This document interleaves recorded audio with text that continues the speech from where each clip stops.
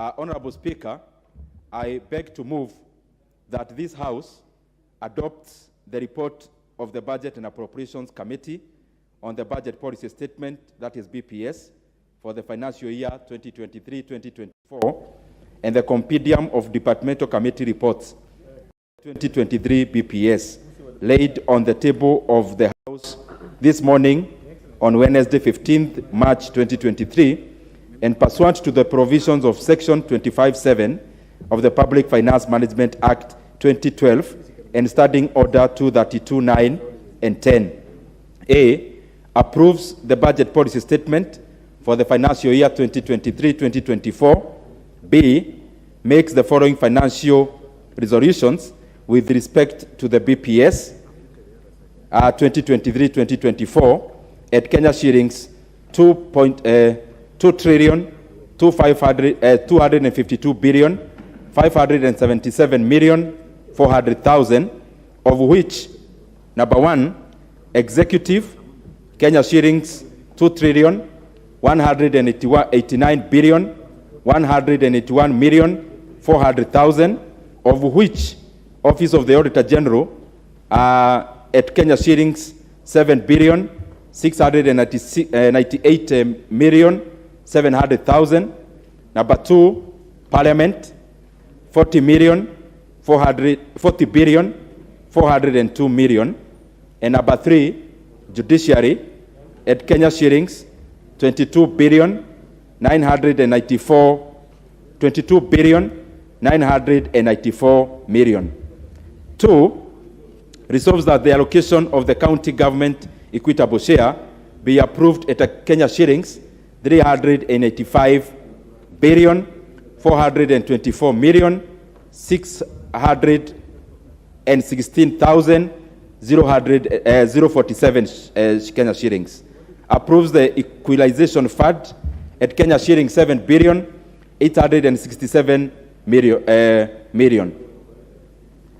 4, approves the conditional grant of Kenya shillings 44,316,798,386 as per the fourth schedule of the report, of which an allocation of Kenya shillings 4.5 billion to the managed equipment service, which is MES, will be subject to the submission of the evaluation report as per the resolution of the House on non-financial matters as contained in the report, which is on recommendation number 32.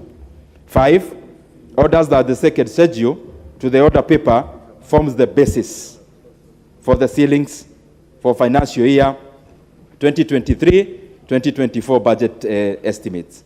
And 6, resolves that the financial resolutions forms the basis for the 2023-2024 budget estimates. C, makes the policy resolutions contained in the third schedule to the order paper, that is bracket non-financial recommendations relating to the budget policy statement for the financial year 2023-2024.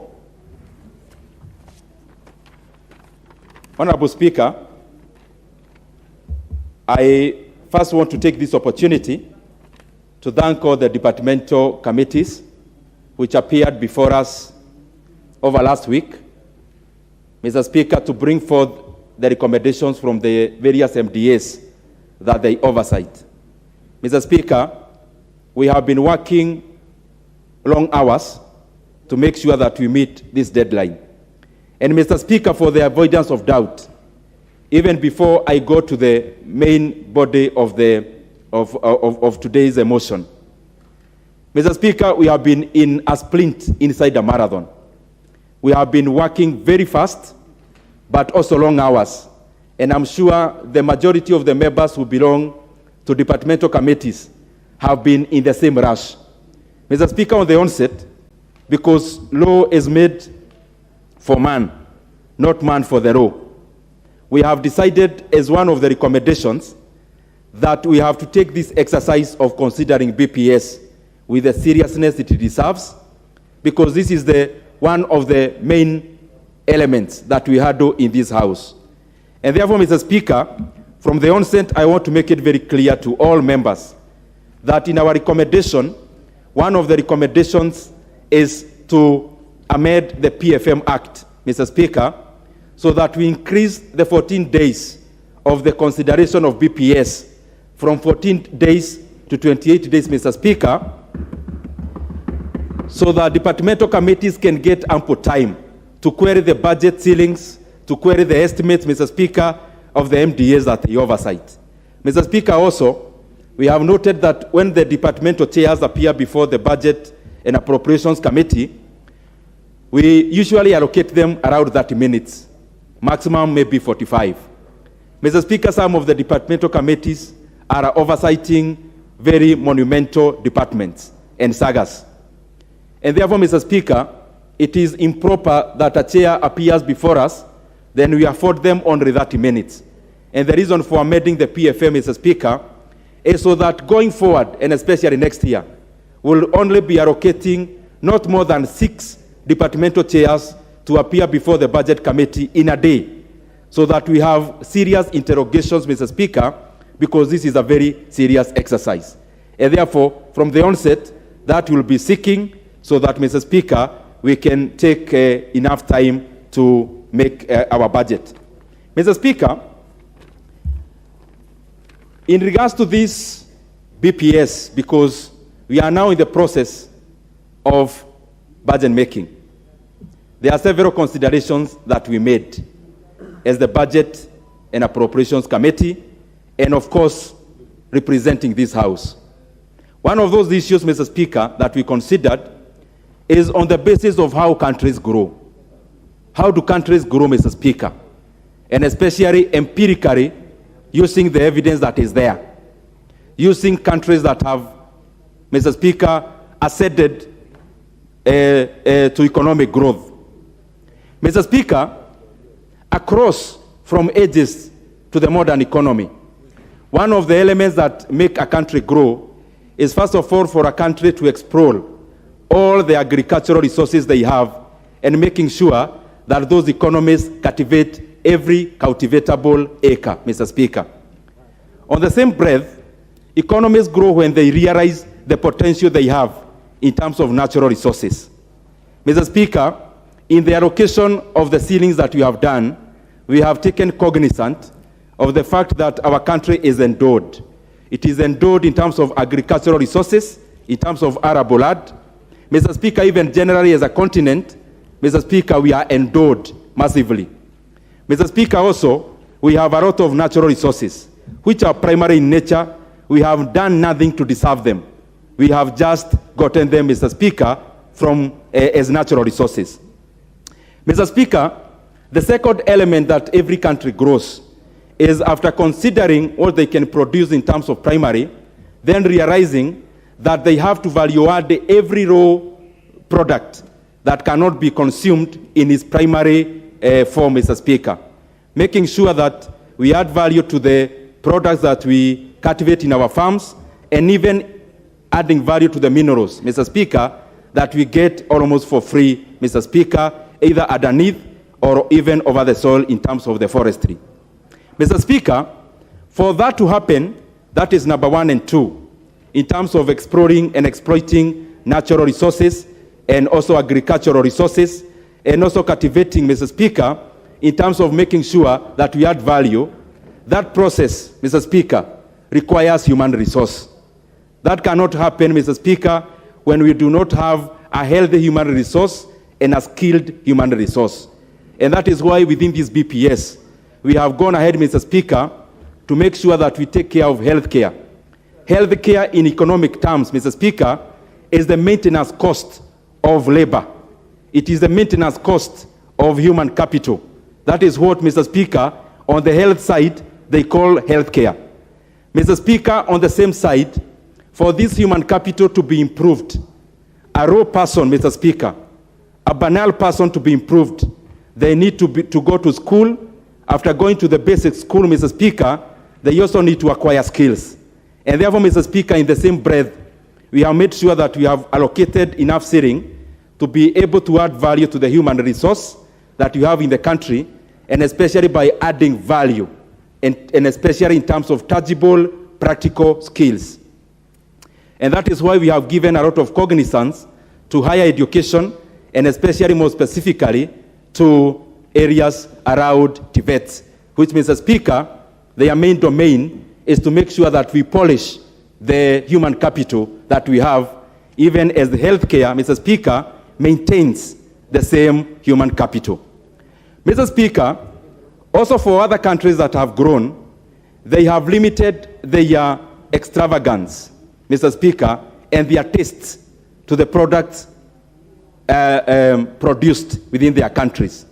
Mr. Speaker, across all the economies, from South Korea to Vietnam, and no others, including the very stable economies, Mr. Speaker, they make sure that they match the aspirations of expenditure, Mr. Speaker, of the citizenry by having production lines that satisfy to that extravagance, Mr. Speaker.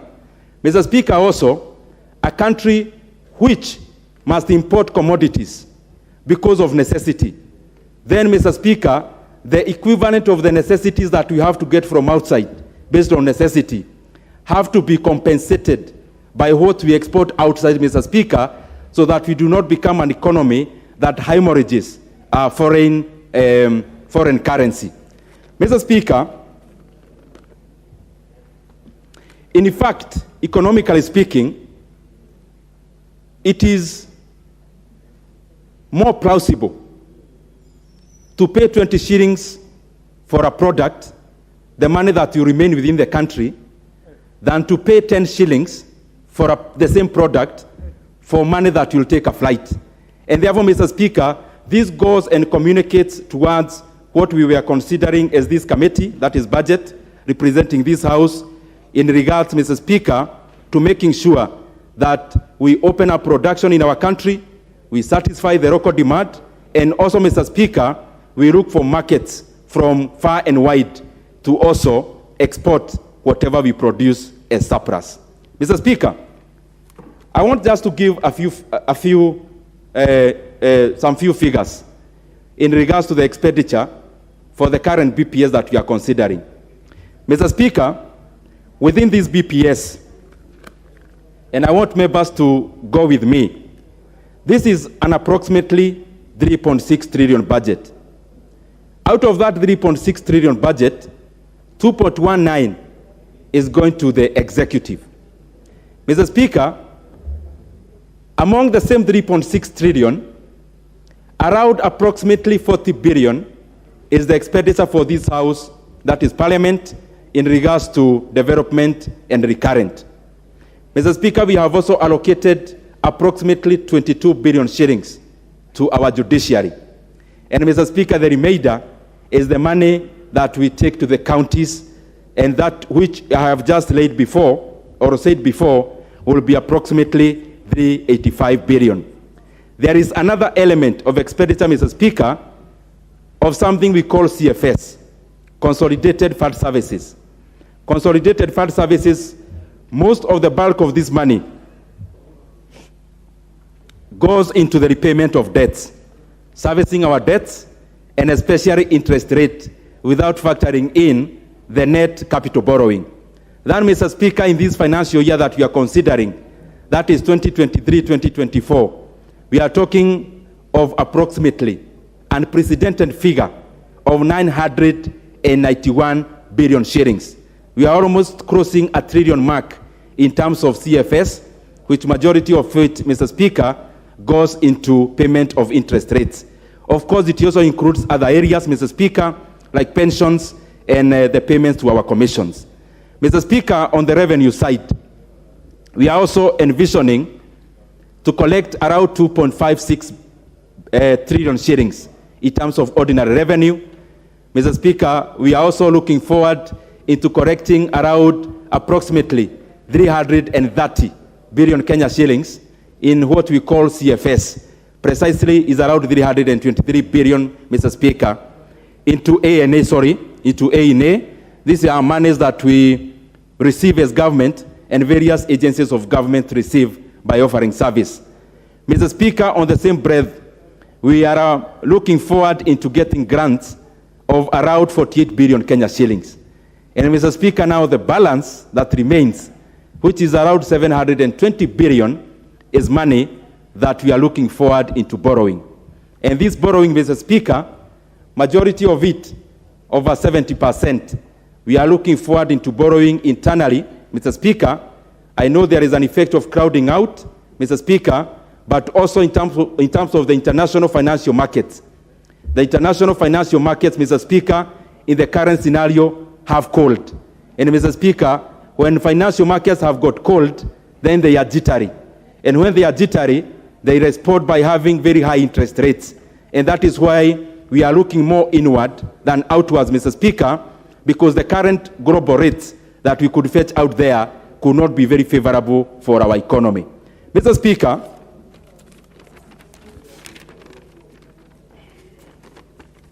there are a few areas I want to highlight that we considered in terms of laying the basis, and I mentioned some of them when we were considering the supplementary estimates. That is why today I'm not going to overemphasize. Mr. Speaker, the current scenario in terms of our economy, we are still reading through the effects, Mr. Speaker, of the pandemic that has added, but the effects have not added. Mr. Speaker, our country is facing a very severe drought and famine. Mr. Speaker, definitely that compounds the issue of inflation, Mr. Speaker. And also, there is another global trend of the strengthening of US dollar, Mr. Speaker, that is making all the other foreign currencies, Mr. Speaker, lose ground in comparison or comparative to the greenback. Mr. Speaker, these are very fundamental factors. And of course, in putting the fourth one, which is what is happening in Europe. Mr. Speaker, because the economy sometimes deals with facts, Mr. Speaker, some of these issues may feel like repetition. It is because the economy we discussed a month ago, it is the same economy we are confronting today. And some of these realities, Mr. Speaker, have not changed. What we have seen, Mr. Speaker, that we need to take cognizance of as this House, as the Budget Committee, as a country, is that when we have shocks, like the shocks that I have mentioned there before, which prolongs for a long time, which takes too long, Mr. Speaker, sometimes interventions may not work. Sometimes policies are the ones that can work. When you have prolonged shock, Mr. Speaker, they then cease to be shocks, and therefore they are not to be tackled through interventions. Then we have to create policies that will confront these kind of prolonged shocks, Mr. Speaker, because they cease to be actual shocks. And that is what we try to do by setting the current ceilings. Mr. Speaker, I don't want to take too long today, but I just want to highlight just a few things. Number one, we foresee an economy that will be growing at around 6% in 2023, which is a good thing, and especially given the fact that the global economy will be growing at a partly around 2%. Mr. Speaker, another fundamental thing that I want to bring forward to this committee is that as we consider the ceilings, we are also considering, Mr. Speaker, the linkages among the various sectors within the economy. That is why we are considering agriculture, MSME, housing, healthcare, digital highway, Mr. Speaker. And because I see the lights are on, Mr. Speaker, on the framework, on the implementation of BPS, we looked at the priorities and also the sequencing. And Mr. Speaker, also the funding priorities, Mr. Speaker, some which will be borrowing, others will be raising internally, and others through PPP. As I wind up, Mr. Speaker, I want to mention 8 things which the members should take note. Number one, we considered aggregation across all the value chains in this budget, because we are not looking at budget in terms of just items. We are looking at value chains. Aggregation and... Give the chair 3 minutes. Thank you very much, Mr. Speaker. Number one is aggregation, which is both in agriculture and MSME in terms of production. Number two is skill development, which I mentioned before, in terms of making sure our TVETs are well equipped to be able to equip skills to the Kenyan youth. Number three, Mr. Speaker, is the issue of JSS, Junior Secondary Schools, and CBC, which we have been able to allocate enough seating to cater for capitation and also to cater for the gaps that there are in terms of infrastructure. Number 5, Mr. Speaker, after consultations even with the executive, and I want members to give some keen eye on this. Mr. Speaker, one of the recommendations that we have made, and it is in tandem with even the executive, is that as we implement the infrastructure funds that is usually given to the Ministry of Education, the bit of implementation going forward will always be channeled through NGCDF. Mr. Speaker, also, on these current ceilings, we have also added Kenya shillings 1 billion towards National Government Affirmative Action Fund, Mr. Speaker, to take care of the funds that our women reps oversee. Mr. Speaker, there is something also very interesting that this House should take note of. The current CDF as a fund is just approximately 44 billion. Mr. Speaker, we have gone forward to raise that base to approximately 53 billion Kenya shillings in the year 2023-2024. Meaning, Mr. Speaker, every constituency will be getting an average of 20 to 30 million additional, Mr. Speaker, to take care of the many needs in our constituencies. Mr. Speaker, we have also been able to amend the ceiling in terms of the roads infrastructure. The ceiling that was brought forward in this House by the Treasury. Mr. Speaker, because we represent constituencies that have got stored roads, Mr. Speaker, we amended that ceiling, Mr. Speaker, for the pending bill in terms of roads, so that our contractors can go back to site. On top of the money we appropriated in the supplementary estimates. Mr. Speaker, the ceiling that was capped by the Treasury was around 55 billion to go into roads. Mr. Speaker, we amended that to around Kenya shillings 70 billion by adding 15 billion to go into road construction. Mr. Speaker, there are many other issues touching in our constituencies and our area of representation, and I beseech my fellow colleagues to go through our report and to go through the other annexures in the report, Mr. Speaker, to be able to take in whatever we recommended. I want to thank you very much, Mr. Speaker, and thank the honorable members, because out of the input you give us on the daily basis, then we are enriched. Thank you very much, Mr. Speaker. Thank you, Honorable Chairman. Who is seconding you? Mr. Speaker, I want to call another very deep member of the Budget and Appropriations Committee, a PhD in economics, Honorable Makali Mulu, to second. Honorable Makali Mulu. Yeah, thank you, Honorable Speaker. Honorable Speaker, let me start by thanking my chairman for that good moving of the motion. And Honorable Speaker said that this report is very detailed. Honorable Speaker, I would urge the honorable members to take time and read through this report. Basically because, Honorable Speaker, with the time allocated, we may not be able to say, oh, what is in the report. But there are a few things we want to highlight. And Honorable Speaker, just to, as a way of introducing the report, you all realize that we are working under very difficult economic times. So what we call the micro environment in which we are working is also shaky. And that means, Honorable Speaker, as we prepare this budget, there are a number of things we need to note. And it is important that as a House, we keep our eye on the things we are saying. I'll just be adding a few from what the chair said. So, Honorable Speaker, one of the things we have picked as we prepare this, we look at this BPS, is that we realize that a lot of MDS, Honorable Speaker, we are picking a lot of duplication of efforts in a number of MDS. And one of the things we'll be recommending, Honorable Speaker, is that as we now go to the annual estimates, it would be very important for the House to make sure, and most of the departmental committees, to make sure that we don't have any duplication of efforts, so that departments are able to do standalone programs, standalone projects, without having 1, 2, 3 departments addressing the same program. The other issue, Honorable Speaker, which you have picked from our analysis of the BPS, is that the proposal on fiscal consolidation, when you look at the projections, this year the projection is 4.4%, next year is about 3.6%, and then the final year, the outer year in the MTF is 3.4%. So, Honorable Speaker, when you look at the history in terms of BPS, these figures have always been there, the rolling plan, but we hardly adhere to them.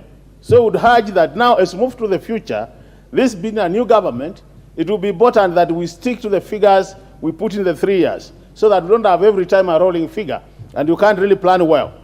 The other thing which is important, Honorable Speaker, to check is there is a proposal, Honorable Speaker, where the national government is going to be co-funding programs with the county government, either through conditional grants or through other arrangements. And it is important that, Honorable Speaker, where there is co-funding in terms of the national government and the county government, we should have a very clear implementation framework. Because, Honorable Speaker, we have realized that as a result of having no clear implementation framework, we are not able even to implement most of the projects we put under the conditional grants. So it will be important, even as we approach the annual estimates, that that framework is in place to make sure that once the money is allocated, Honorable Speaker, implementation kicks off immediately. The other thing which, Honorable Speaker, we have picked from this report, and it is important we note this, Honorable Speaker, we have all been talking about funding of students who join private universities through the normal placement by the central board which places them. And, Honorable Speaker, we have realized that our public universities have excess capacity. And you find in the budget, Honorable Speaker, a lot of money is being sent by the same government to students who have been sent to the private universities. So one of the recommendations we have put forward, Honorable Speaker, is that from this financial year, no money should be sent to private universities unless public universities have reported that they have no capacity to admit students in this country. Honorable Speaker, the other matter which is critical is the issue of pending bills, Honorable Speaker. Honorable members, we all know what is happening with the pending bills. It is important that as a country, we seriously discuss pending bills. Why am I saying this? You know, pending bills, Honorable Speaker, the people who are adversely affected by pending bills are our own brothers, our own sisters, the people who fought for us. And, Honorable Speaker, you'll be surprised, people have actually died as a result of these pending bills. People have been auctioned, and some, as a result of blood pressure, they end up dying. So, Honorable Speaker, it is important as a House, we help this country address this problem of pending bills. Because unless we do that, Honorable Speaker, we continue having problem. I see my time is running out, Honorable Speaker. The other issue, Honorable Speaker, is important. Is the issue of the human-wildlife conflicts, Honorable Speaker, where a lot of damage happens, Honorable Speaker. And we have always been talking about the compensation program. So in this policy, Honorable Speaker, we have said that this year, it is important that resources are allocated so that we have what we call wildlife compensation insurance scheme, so that when our people have problems, there's a conflict, they are compensated. And last but not least, Honorable Speaker, is the issue of the medical equipment leasing program. We are saying before it is now allocating resources, it is important we have a clear framework between the county governments and the national government, because this program, Honorable Speaker, has been there for many years. Thank you, Dr. Makali. I now propose the question, honorable members, which is that this House adopts the report of the Budget and Appropriations Committee on the Budget Policy Statement, BPS, for the financial year 2023-2024, and a compendium of departmental committee reports on the 2023 BPS, laid on the table of the House on Wednesday, 15 March 2023, and pursuant to the provision of Section 25(7) of the Public Finance Management Act 2012 and Standing Order 2329 and 10. A, approves the Budget Policy Statement BPS for the financial year 2023-24. B, makes the following financial resolutions with respect to the BPS. 1, approves the national government's budget ceiling for the year 2023-24 at 2,257,400,000,000, of which 1.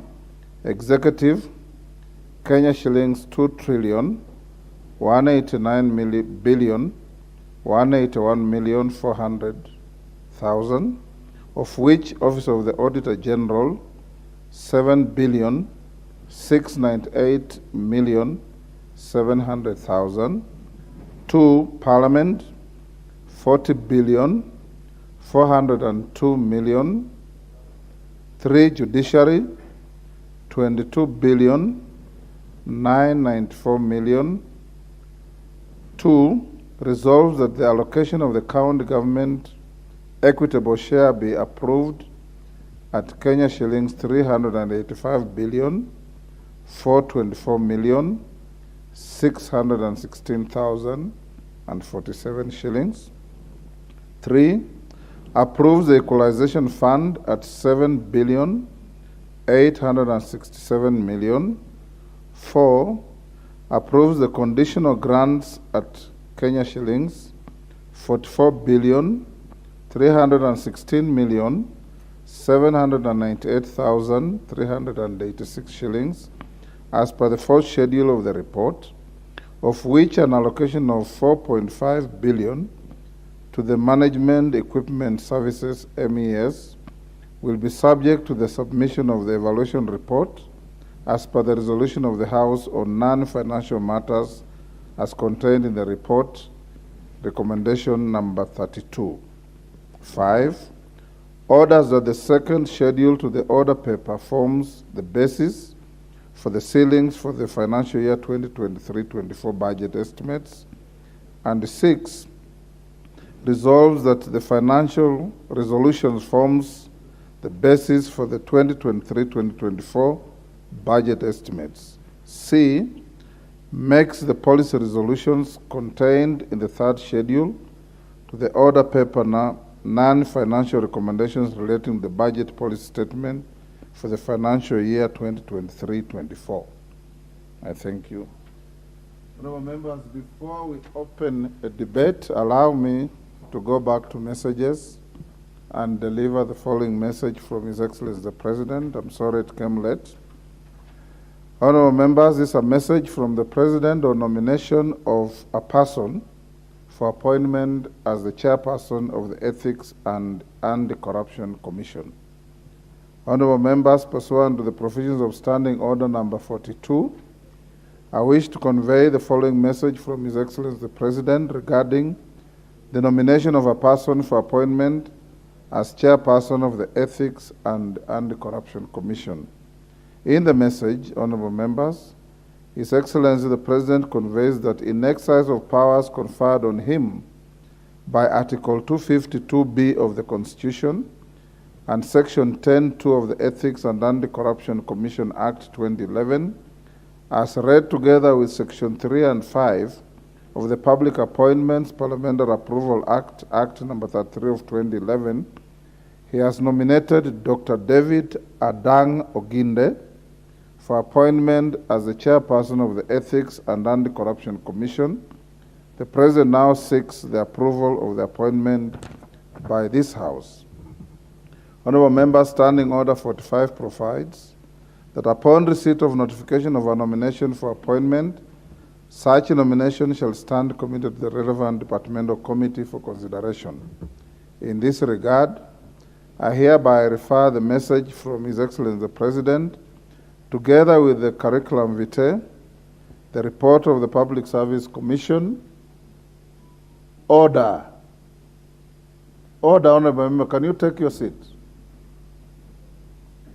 It's actually out of order for you to be on your feet when the Speaker is on his feet, and to continue conversing loudly when a message as important as this is being conveyed. I hereby refer the message from His Excellency the President together with the CV, the report of the Public Service Commission, and other testimonials of the nominees to the Departmental Committee on Justice and Legal Affairs for consideration. Honorable members, Section 8 of the Public Appointments Parliamentary Approval Act 2012 provides that the committee to which such nomination is referred shall consider the matter and table a report in the House within 28 days. In this regard, the committee should undertake approval hearings and submit its report within 28 days as provided for in the said law. Honorable members, in view of the foregoing, the committee is expected to immediately commence the approval process and notify the nominee and the general public of the time and place for holding the approval hearings. Thereafter, upon conclusion of the hearing, table its report on or before Tuesday, 11th April 2023, to enable the House to consider the matter within the statutory timelines. I thank you. We now go back to the budget policy statement. I give the first bite to the majority leader. Thank you, Honorable Speaker, and I rise to support these reports of the Budget and Appropriations Committee on the budget policy statement for the financial year 2023-2024 and the medium term. And Honorable Speaker, as the chair and the seconder did note, there's nothing much to say on this because first, this is a very important process, as we said yesterday, as we debated the debt management strategy, that this now forms the basis of the annual estimates for the next financial year. And as we mentioned, Honorable Speaker, this is among the most important business that this House will transact within this session of Parliament, this first session of this year, in consideration of the annual estimates and approval of the budget policy statement. And allow me, Mr. Speaker, to thank the Budget and Appropriations Committee, all the members of this committee, and indeed those who also serve in the Debt Committee, because they have worked under very strenuous circumstances to ensure that we have both these reports ready for approval and adoption by the House. And Honorable Speaker, notably, you will see very good recommendations that some of which have been mentioned, especially on the issues to do with giving money that is being appropriated to schools, police posts, police stations, administrative offices in our constituencies, money that is going to the sub-county level to come as conditional grants under the NGCDF fund. And Honorable Speaker, this is indeed very encouraging and commendable, and will see the actual implementation of projects, because government projects, Honorable Speaker, time and over time, Honorable Speaker, it has been noted, and even those in government do agree that the implementation of NGCDF projects is much more efficient, and even the value for money is better achieved when you implement such projects through NGCDF. Honorable Speaker, in the last regime, and the Honorable Makali Mulu sat with me in the Budget and Appropriations Committee, we tried to prevail on the then government to allow the construction of what they call, I think, the 10,000 classrooms to be done through NGCDF. And there was a lot of resistance. And these projects dot all our constituencies in our schools. Some at 30%, others 60%, most, the best probably is at about 80, 85% completion. Most of them are not complete. And the quality of workmanship done in many of those classroom projects implemented under the schools, the Ministry of Education infrastructure program, the quality is not as good as those that members of Parliament supervise under the NGCDF committees. And therefore want to encourage that even for police stations, administrative offices, for our DOs or our DCCs, it is better when this money comes through NGCDF. And I note that indeed the committee has made that recommendation. Honorable Speaker, more importantly, again, Honorable Speaker, when I served as the chair of the Budget and Appropriations Committee, and those who served with me who are still here, like the Honorable Sarah Correa, will bear me witness, successively in all our reports from 2017 October, we did indicate that there were no resources that were being committed to the Big Four agenda. And that is how the Big Four agenda, Mr. Speaker, came to die a natural, slow, but painful death to the people of Kenya. I am glad that the Kenya Kwanza administration under President William Ruto is not just about talk. That when we talked about the bottom-up economic transformation agenda, that through the office of the president, they have been able to narrow down to the value chains that will actualize this bottom-up economic transformative agenda. And they have identified the value chains that you see that the committee is now asking the MDAs, our ministries and departments and agencies of government, to ensure that they work together with the National Assembly to ensure that the annual estimates that come in are value chain oriented. And if I dare mention, Honorable Speaker, some of those value chains are in areas that touch the lives of the people at the bottom of the pyramid: the leather industry, the dairy industry, textiles, Honorable Speaker, with the growth of cotton and ginning and processing of cotton, tea, rice, edible oils that have become largely out of reach for many Kenyans, Honorable Speaker. Building material sector, Honorable Speaker, that has a huge ripple effect on the economy.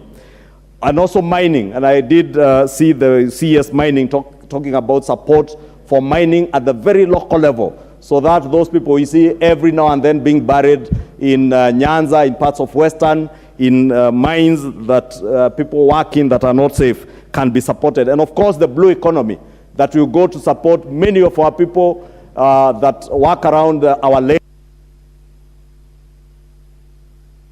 1 minute to wind Just up. 1 minute, Honorable Speaker, to conclude that those who work around our lakes and oceans, Honorable Speaker, a huge and rich resource for our country that has not been exploited, that we shall now focus on those areas, Honorable Speaker. And I want to support, Honorable Speaker, and urge the House to support this report and indeed be keen as we engage with our MDAs during the annual estimates later this next month, the month of April, towards the end, and May. We ensure that indeed the National Treasury and MDAs abide to this resolution to ensure that our estimates are oriented to those value chains. Honorable Speaker, as I speak to our colleagues, to also encourage the people back in our yards to now identify projects within the annual estimates that will also be beneficial to their areas and also be beneficial to those who are keen on business. With these value chains, then you know where to direct your attention to. If you're in business, if you are a prospective investor, then you now know the focus that government is focused on and be able to focus on those areas. With that, Honorable Speaker, I support. Rachel Nyamai, Kitui South. She's not here, she's top on the list.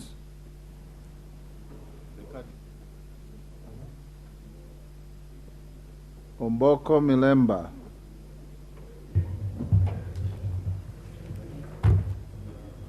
Thank you, Honorable Speaker, for this opportunity to speak on the BPS.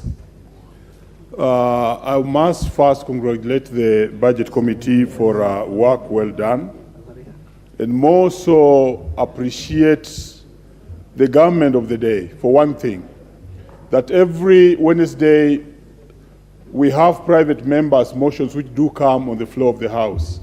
And many times there's a tendency for the House to feel that it's just a talking shop, but that's not the case, because I remember some of the proposals that have been put in this budget are ones that were brought on the floor by private members during the Wednesday motions. And one of them is one that regarded the fact that there was so much money left in the Ministry of Education for infrastructural development, and which later was used as per the interest of the minister per se. And I'm happy to hear from the Chair of Budget that finally that particular area has been restructured, and with the agreement of the executive itself, that money be channeled through the NGCDF. I remember in the last Parliament, I did bring a motion on the floor of the House concerning that matter, because that money was not used properly. And even when they had a higher allocation of about 1 million per class during the late Magoha's classes that were constructed across the country, still those classes remain unfinished to date, like the Leader of Majority has spoken about them. So I think that's a very good step. Also, one other good policy brought forward is the policy that increases the NGCDF itself in terms of the amount that will be allocated. But this is a challenge to the House, that if we have been given that mandate to carry out this, then we have to work very hard so that we showcase. Remember, this is an area where also we have many distractors outside there who don't believe sometimes in our work. So I would want to urge the House that as this happens, then we have to go back to our constituencies, God willing, and do a very good job so that we prove ourselves that this is a better channel of getting money to the ground, not really devolving, but getting money to the ground, especially money that comes from the national government for effective use and efficient use. Honorable Speaker, there is also a very good policy made on the issue of roads. The roads money which has been increased, and that increment should be able to facilitate most of our roads that are back down there to start working. All this, including the monies that have been allocated to several value chains, is supposed to trigger the economy to start working. Because if there will be contractors on the roads, if there will be construction work going on in school infrastructure and other areas, then we should see now more money circulating within the economy and within the country, and this should excite the economy so that we start growing once again and the people can start feeling that there's flow of money within the system. Another policy, Honorable Speaker, that I must laud is the issue and special attention that has been given to the JSS, which is currently grappling with many problems that concern taking off. And we have been told by the chair that enough money and good ceiling has been allocated for the JSS, that's junior secondary school, and CBC curriculum, so that the children who are in school and are languishing there without teachers, without materials, without capitation, can now enjoy their education, given that education is not only compulsory in Article 53 of the Constitution, but it's also free to be provided by the government. But more so, like I did mention on the issue of what the private members' motions always do urge government to do, this was a fantastic one, Chair. Honorable Speaker, that finally we are removing the students from the private universities. Hear me that many of our public universities are dying out, yet we are taking a lot of money, public money, to the private universities that are owned by individuals who are making profits, yet our own universities are dying because they don't have money. I'm happy to hear that these private universities will not get the students who are otherwise absorbed by the public, and therefore growth of the public universities. With those very few remarks, Honorable Speaker, I want to thank you and support. Honorable Charles Onchoke Bonchari.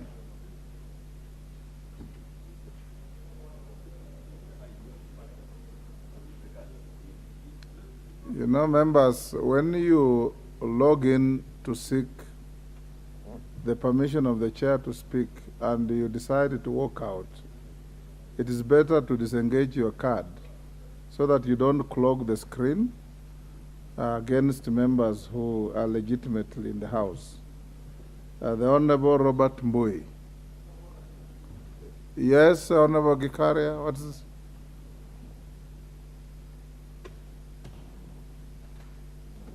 Honorable Speaker, maybe, I don't know, because in the morning I was here, same spot, and I put my card very early. I was just checking with the clerks. I was told I'm up number 6, again, just disappeared. So I am at intervention, it is not showing. Honorable Speaker, I think we also need, because as Ishoma was saying that we should be coming here by 2:30, I was here actually 5 minutes before that.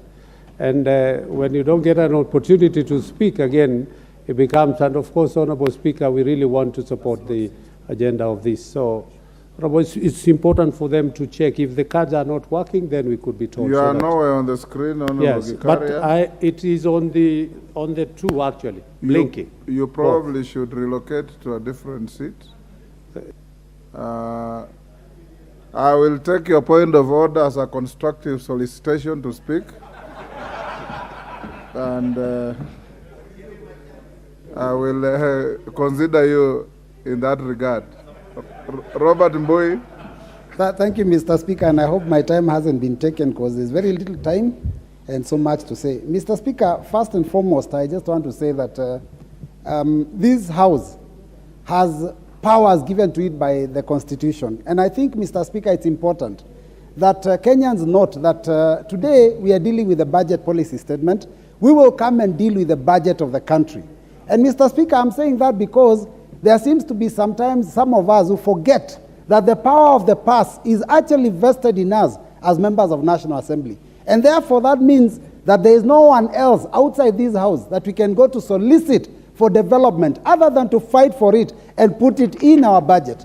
So, Mr. Speaker, I'm saying that because those ones outside there are the ones that should be begging us for opportunities for development, not the other way around. Mr. Speaker, our strategies as a house must be Wanjiko Mweni friendly.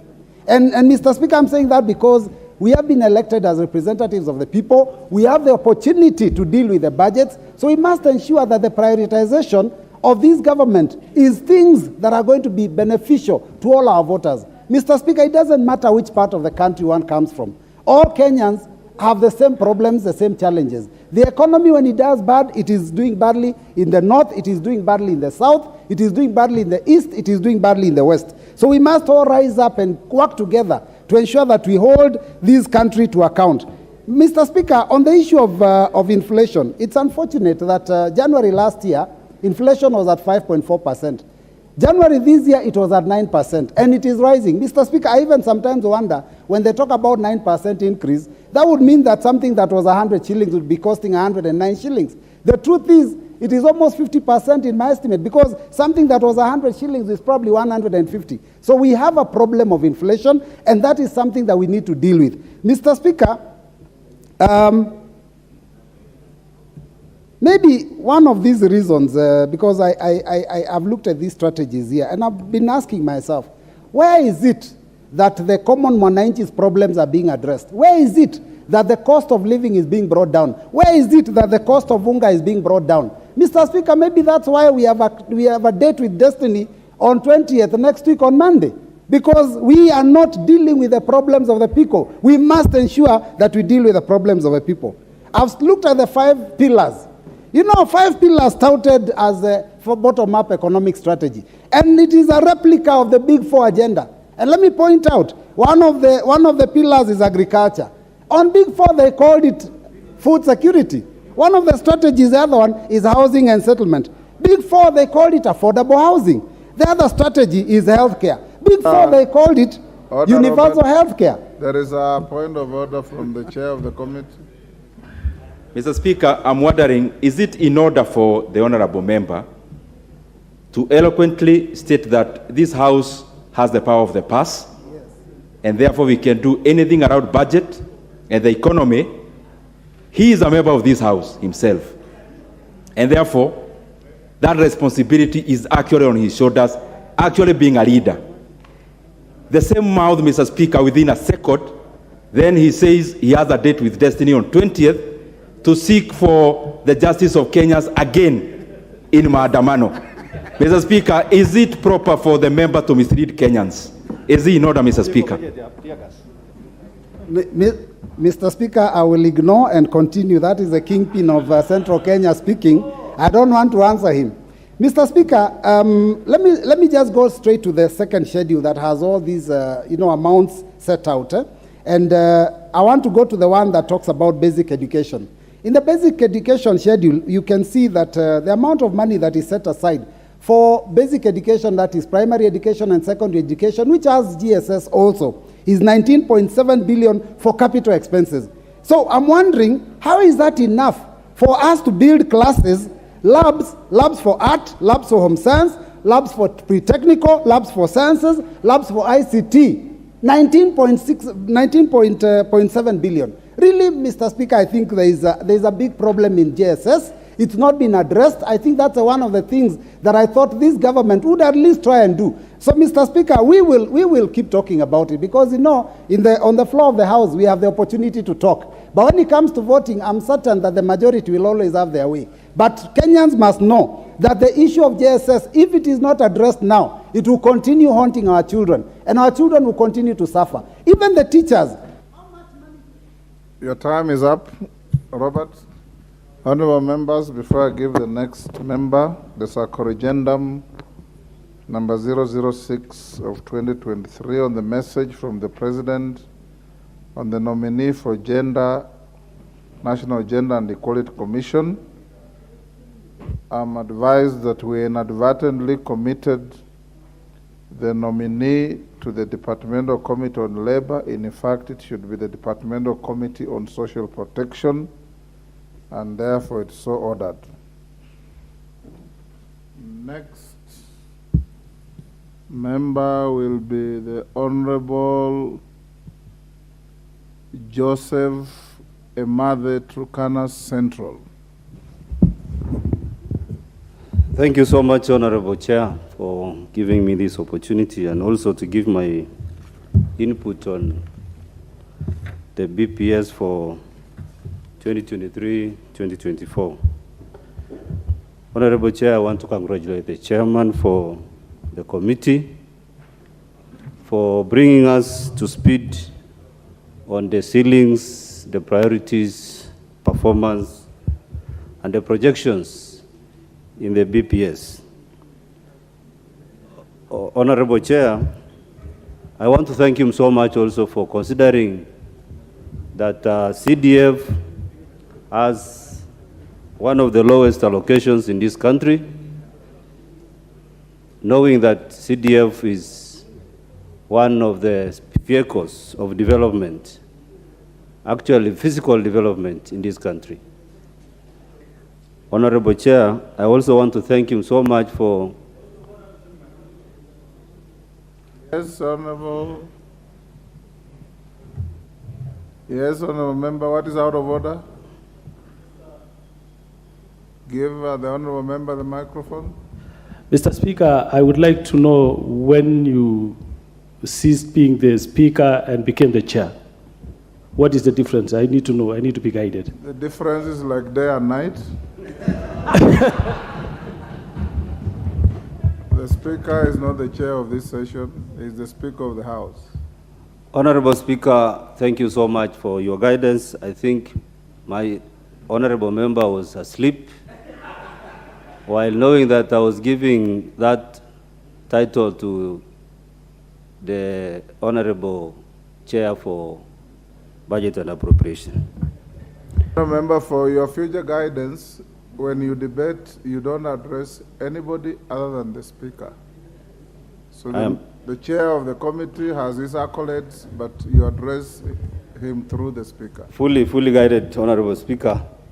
I rise in regard to Section 15, subsection 2A of the Public Finance Management Act, Honorable Speaker, that there is the need for the Chair of the Committee, Budget and Appropriation, to help us understand how much of the budget has gone to development, because the Public Finance Management Act gives us the understanding that there must be a minimum of 30% of the total expenditure that must go to development. And Honorable Chair, I give that with the understanding that recurrent expenditure is unsustainable. And it is in that regard that the Chair was able to give us the understanding that 14 days to look or to delve into the BPS is a shorter period of time. And maybe if we can give it 28 days, that will be an opportune time for us to understand how much of this has gone to recurrent. And it will help us in understanding or giving much impetus on understanding what goes into recurrent. Your Speaker, that is what I wanted to give. And just as an input, but I want to support the report. Thank you. Thank you, Honorable Member. Aseka Huisero.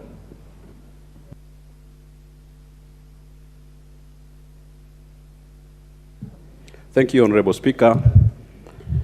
Let me also join colleagues in supporting this budget policy statement for the financial year 2023-2024.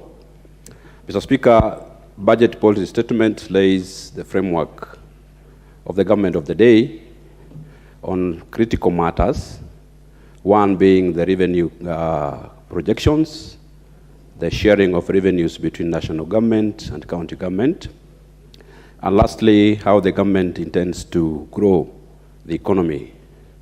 Mr. Speaker, let me thank the departmental committees that did input into this report. Thank also the Budget and Appropriation Committee that also burnt midnight oil to ensure that we have this report. Looking at this document, Mr. Speaker, the current administration focuses its energy on 5 pillars. 1, agriculture and transformation, where it intends to ensure that production of food is scaled up to fight and to secure the country against food insecurity. In this document says that the government wants to input and to ensure that farm inputs are available to farmers. This government wants, Mr. Speaker, to ensure that markets for these products are available. It wants to do value chain addition on specific items. Mr. Speaker, if you look at the report, they talk about the rice, production of edible oils. They talk about, Mr. Speaker, tea and coffee. To value chain add on these items so that farmers can get value for their money. Mr. Speaker, this document also talks about healthcare, and its focus is also on NHIF to ensure that it is based on households rather than individuals. The document talks about construction of specialized hospitals and equipping them like the cancer centers, just to help Kenyans who are suffering, to reduce their cost of medication from moving from rural areas, maybe to seek specialized care in towns. So, Speaker, this document also talks about digital infrastructure. The government wants to automate government services to ensure that these services are under one platform for efficiency and effective service delivery. But doing this, Mr. Speaker, there are challenges that I think the guys who are dealing with these matters must also be aware of. We have erratic weather conditions that, Mr. Speaker, may affect the intent to produce enough food. The Meteorological Department has given warnings on the erratic weather conditions. Rainfall may not be enough. So as much as we are looking at increasing production, we must also focus more on irrigation so that we ensure that that item is attained. Mr. Speaker, 2, there are also issues with depleted foreign exchange, which will affect the economy. This must be addressed to ensure that the stability of our shilling, Mr. Speaker, is guaranteed. Lastly, Mr. Speaker, when you look at the allocations given to basic education, allocations given to CDF, it gives us hope that going forward, transition from 844 to CBC will be seamless. Thank you, Mr. Speaker. The Honorable David Gikaria. Thank you, Honorable Speaker, for giving me this opportunity, and I want to thank you also for my consideration. Honorable Speaker, let me first of all thank the Chair of the Budget Committee for good work that they've done, and true to the fact, Honorable Chair, the budget sometimes I feel for the members. They sit throughout so many hours, of course, listening to over 20-something chairs who have been given various times to be able to consider their request. And I want to thank the Chair. When we started with Honorable Ishongwa then last term as the Chair of Budget. But I think equally Honorable Dede Nyoro is equal to the task and is doing a very good work with his team. Honorable Chair, the first thing that the Chair did comment was about the time frames. And it is true, Honorable Chair. For example, I sit in the Environment Committee, and we have never even been able to visit some of the projects that have already been mentioned within the Ministry of Environment, Climate Change, Forestry, and Mining.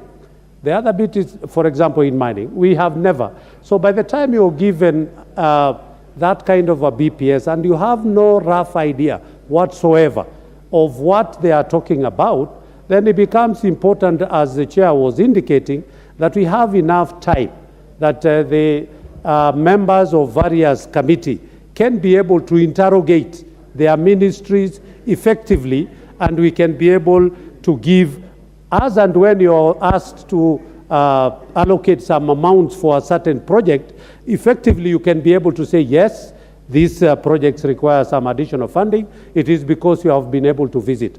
But with the new Parliament Honorable Chair and committees being new in their work, and having not visited some of these projects, Honorable Chair, then that is when what the Chair again was talking about, wastage, that much of this money goes to waste because the committee has not had enough. Maybe after a year or two, once the committee is in place, then we can be able to fully interrogate some of these projects that different ministries do indicate and ask for funding.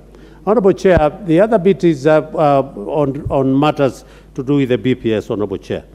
It is that, for example, the mining, as it has been mentioned, Honorable Chair.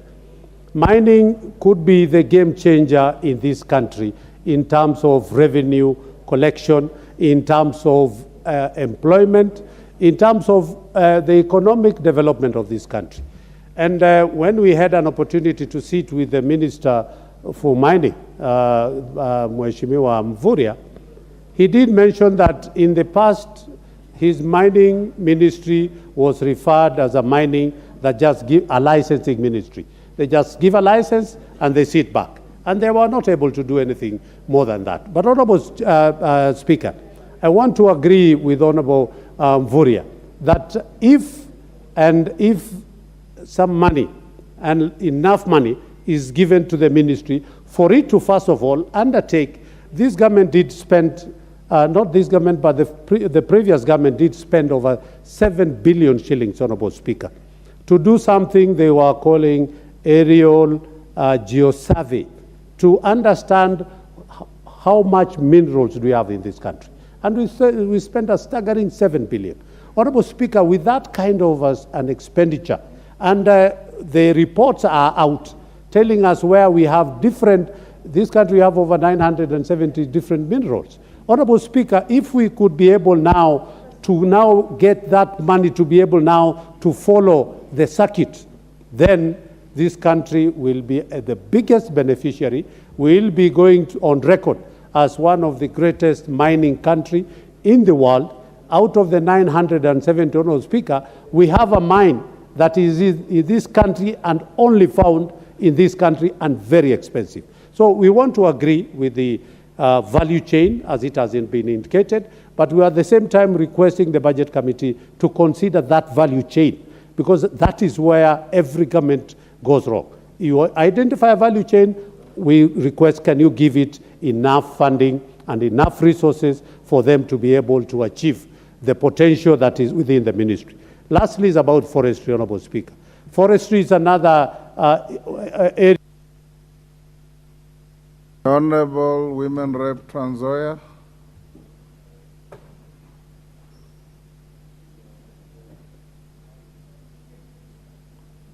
Give her the mic. There you are.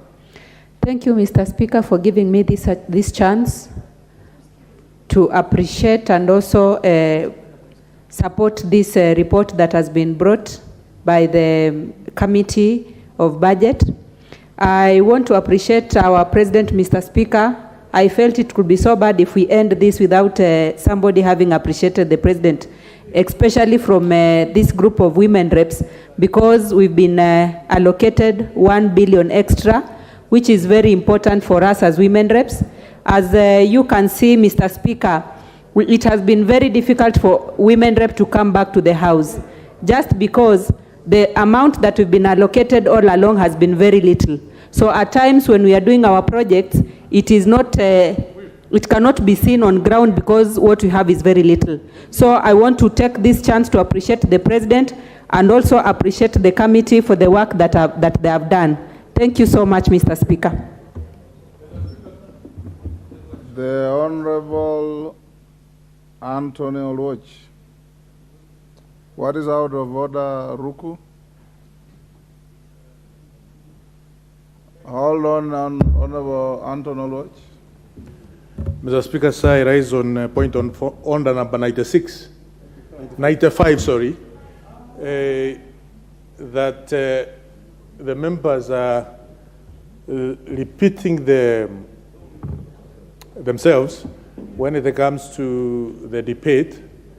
So I think it is high time to call the mover to reply, Mr. Speaker, sir. No. Yes. I have given the floor to Anton Oluoch.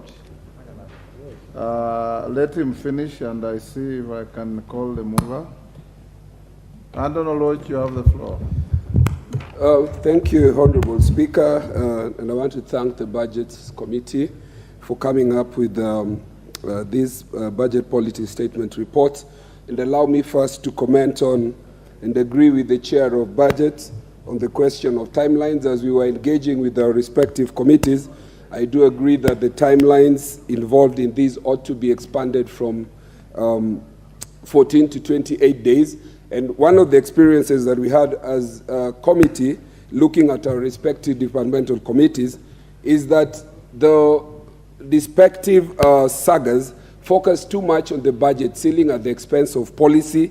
And for these reasons, other than the recommendation that we expand the time, I think this committee ought to have gone a step forward and say that we need to unbundle budget policy statements from the budget ceiling so that these issues are considered separately and that they are able to be processed in a manner that allows policy to be determined as policy as the anchor for budget, and that budget ceiling and the crunching of numbers be able to be done also separately. Secondly, I want to agree that the medium-term strategy that was adopted yesterday, I think this House resolved that it ought to be attached with the budget-making process. And I think this is an important thing, and I do recognize that the Budget Committee has given recognition to the fact that the medium-term management strategy ought to be attached to the budget policy statement. Mr. Speaker, I, however, do wish to ask that this committee should have gone a step further and noted that in attaching debt in terms of how debt, public debt is defined, and this is a point that I wished to have raised yesterday, but it is still very germane today. We ought to have gone further and recommended in terms of policy that public debt ought to be reopened in terms of its definition. The prioritization of foreign debt as a priority of one of the things that we need to offset from our budget every year at the expense of, for example, pending bills is something that we ought to look at. Public debt, in my view, ought to be redefined in such a broad way that we are able to look as debt that is incurred in the course of government engagement. This includes public pending bills, which, if unlocked, would be able to go into the economy. The manner in which we have defined public debt right now allows us to send foreign exchange and our revenues to the foreigners at the expense of what we do in our country today. I also want to support the resolution that the budget ought to engage in terms of the National Government Constituency Development Fund, in terms of when administration blocks are being built, when police stations are being built. And if you look at what happened in the social interventions and the stimulus package during the last administration, billions of shillings were spent by government in making very substandard schools, making very substandard desks, which ought to have been attached to CDF. CDF is so circumscribed in the manner in which you do procurement, in the manner in which you isolate projects that you do, that it actually goes way beyond what government and county governments do in terms of the manner in which they undertake and implement their projects. And so I do recommend, and the last point that I wish to make is the question of equity. When we engage in public debt and talk about foreign debt, there ought to be an understanding and appreciation that when we incur foreign debt, the payment of this foreign debt is done by every Kenyan, so that foreign debt that is incurred ought to go into development of all Kenya's corners of this country, not just Nairobi and its environs, so that Turukana, Garissa, Wajir ought to be having 50% of the money that we borrow in terms of foreign debt, and then the other countries that have been developed before, starting from Nairobi, Kiambu, Mombasa, Kisumu. Your time is up, honorable members. I'll seek your concurrence from Honorable Ruku's request that the mover be called upon to reply.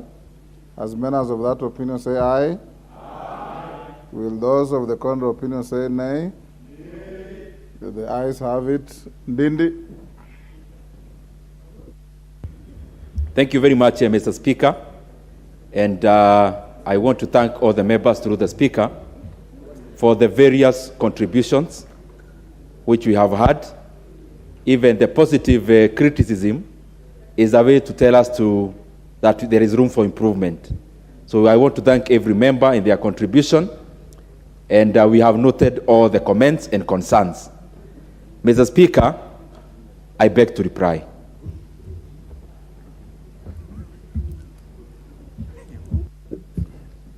Honorable members, I will now put the question.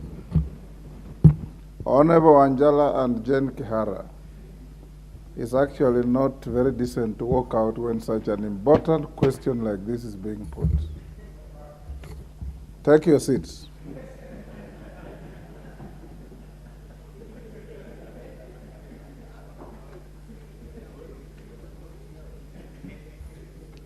Honorable members, I now put the question, which is that this House adopts the report of the Budget and Appropriations Committee on the Budget Policy Statement, BPS, for the financial year 2023-24, Stubborn dog marks. Stop. Discover the power of vitamin C with the new Garnier Even Matte Booster Serum, a highly concentrated serum that deeply penetrates. 15 March 2023, and pursuant to the provisions of Section 25(7) of the Public Finance Management Act 2012 and Standing Order 2329 and 10.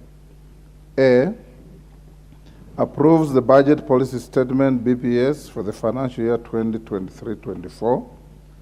B, makes the following financial resolutions with respect to the BPS. 1, approves the national government's budget ceiling for the year 2023-24 at 2,252,682